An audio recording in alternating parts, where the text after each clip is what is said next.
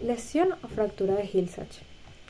Esta es una lesión traumática causada por el impacto de la cabeza humeral en su zona posterolateral con el reborde de la cavidad glenoidea de la escápula durante una luxación de hombro.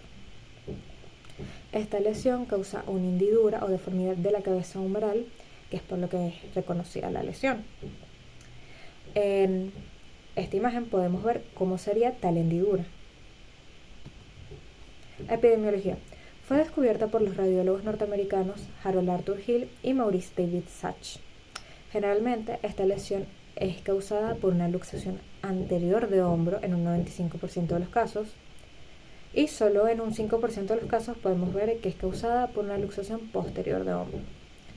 En esta imagen podemos ver cómo sería una luxación anterior de hombro visto en una radiografía, y se puede apreciar cómo se pierde la relación normal o natural entre la cavidad glenoidea y la cabeza humeral. La incidencia de esta lesión aumenta en personas que ya tienen condiciones preexistentes de inestabilidad del hombro, entre un 40 y 90%. De hecho, esta es una lesión que tiene cierta tendencia a volverse un problema crónico. Por otra parte, existe una correlación existente entre la lesión de Burkhardt y la lesión de Hill-Sachs.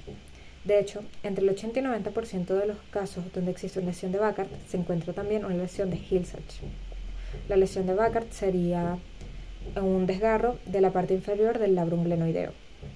En esta imagen podemos encontrar un hombro que posee ambas lesiones. En la parte superior podemos ver o apreciar la lesión de Hill-Sachs y en la parte inferior la lesión de Burkhardt. Clasificación.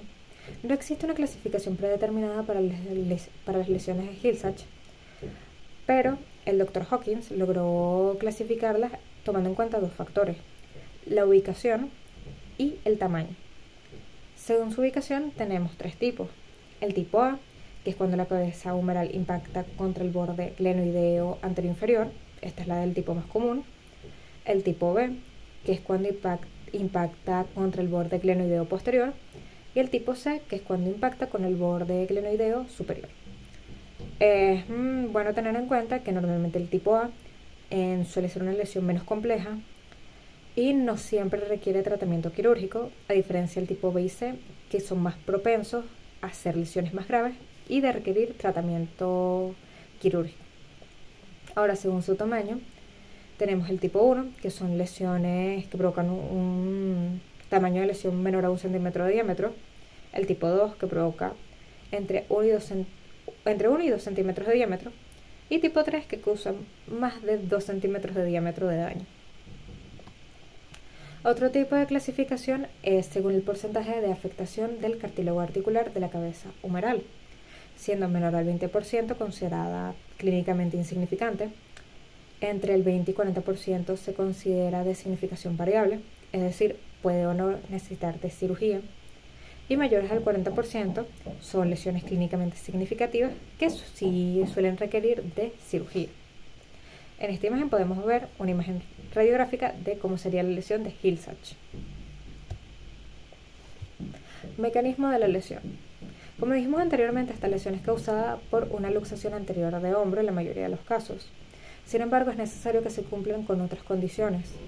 Estas condiciones son que el hombro se encuentre en abducción de 90 grados y en rotación externa. Esto se debe a que en esta posición es que la cabeza humeral impacta con la cavidad glenoidea al producirse la dislocación. En estas imágenes podemos ver cómo se produce la lesión. Aquí vemos primero cómo sería la luxación de hombro hacia anterior. En estas siguientes imágenes vemos el impacto de la cabeza humeral con la cavidad glenoidea. Y finalmente podemos ver la deformación ósea producto del impacto. Estas lesiones generalmente se dan en personas que practican deportes de lanzamiento por la posición que se necesita para producir esta lesión, aunque también puede ser por causa de caídas comunes. Clínica.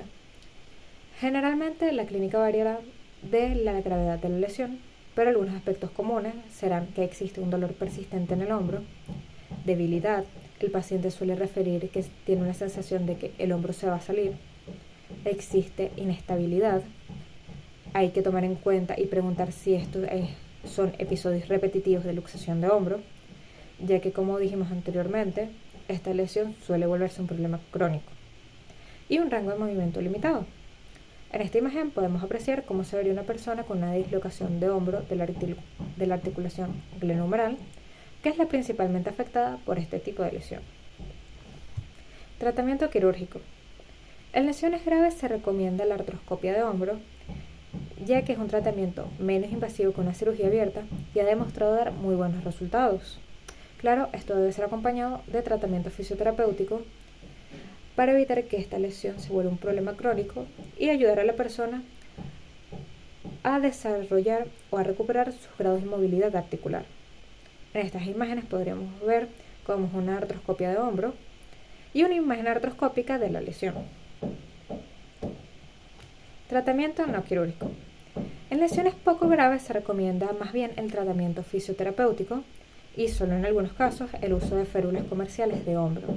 Sin embargo, hay que tomar en cuenta que estas férulas no deben ser usadas por mucho tiempo, ya que la inmovilización durante mucho tiempo del hombro puede causar otros problemas, como podría ser una capsulitis adhesiva. En cuanto al tratamiento fisioterapéutico, este suele incluir la movilización de la articulación glenohumeral y escapulotorácica para que la persona pueda recuperar su rango normal de movimiento, el tratamiento analgésico y antiinflamatorio mediante medios físicos como pueden ser el ultrasonido y las ondas de choque, ejercicios de fortalecimiento de la musculatura y ejercicios de control y estabilización escapular para evitar que esto se convierta en un problema crónico y para ayudar a que la musculatura mantenga sostenida la articulación.